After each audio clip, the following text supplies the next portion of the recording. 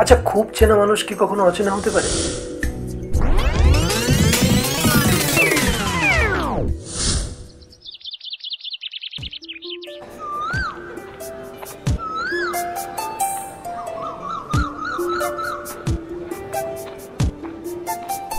তোকে একটা কথা জিজ্ঞেস? হ্যাঁ বল। তোকে হোয়াটসঅ্যাপে মেসেজ করলে রিপ্লাই দিস না কেন? আসলে আমি অনলাইন থাকি না খুব একটা হোয়াটসঅ্যাপে, তাই খুব একটা কাউকে রিপ্লাই দেওয়া হয় না। ও আচ্ছা, বুঝলাম। বলছি আর একটা কথা বলবো তোকে? বল। তোকে জামাটা পরে না বেশ ভালো লাগছে। ফ্লার্ট করছিস? আরে ফ্লার্ট কেন করবো, সিরিয়াসলি খুব ভালো লাগছে। দেখ। দেখছি তো। শোন, সামনে তো পরীক্ষা, এইসব ফালতু না বকে একটু পড়াশোনায় মন দে। বুঝলাম। আরে পড়াশোনা তো করি, কিন্তু বেশি করলে কি বলতো ধরে প্রেশার পড়বো, তাই জন্য অল্প করি। দেখ চাকরি পাশ করে যাই তো। মানে চাটা শোন শোন, আর রাগ করিস না।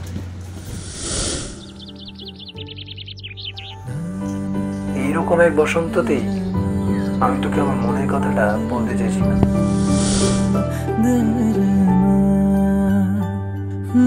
বকুলের মালা শুকাবে,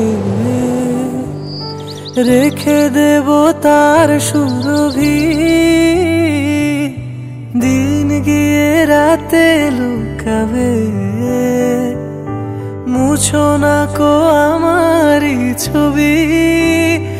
আমি মিনতি করে গেলাম, তুমি চোখের আড়াল হও, কাছে কি বা দূরে রও, মনে রেখো আমিও ছিলাম। এই মন তোমাকে দিলাম, এই প্রেম তোমাকে দিলাম।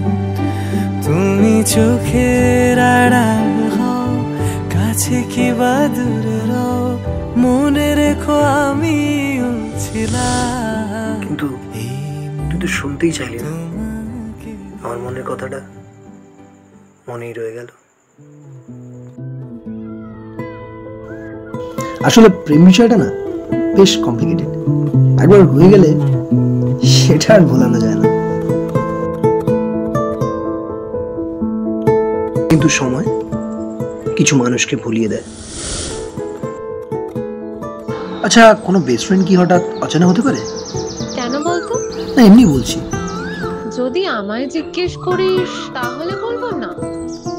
সেটাই, যেমন তুই আর আমি এত ভালো বন্ধু, ফিউচারে এমন কি হবে যে তুই আর আমি একদম একে অপরকে দেখে হাইটুকু বলছি না, মানে লাইক স্ট্রেঞ্জার্স। এক্স্যাক্টলি। তোকে যে প্রশ্নটা করেছিলাম তার উত্তরটা তুই দিলি না। কি? আরে যেটা জিজ্ঞাসা করেছিলাম, এই যে তুই আমায় পছন্দ করিস? ভেবে দেখছি।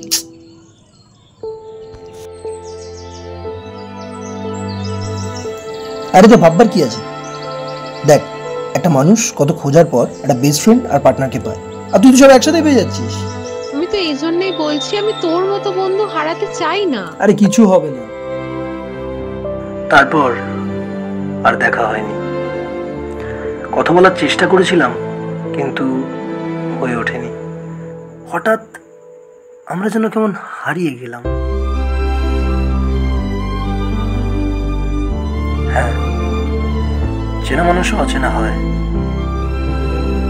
যখন তারা প্রেমে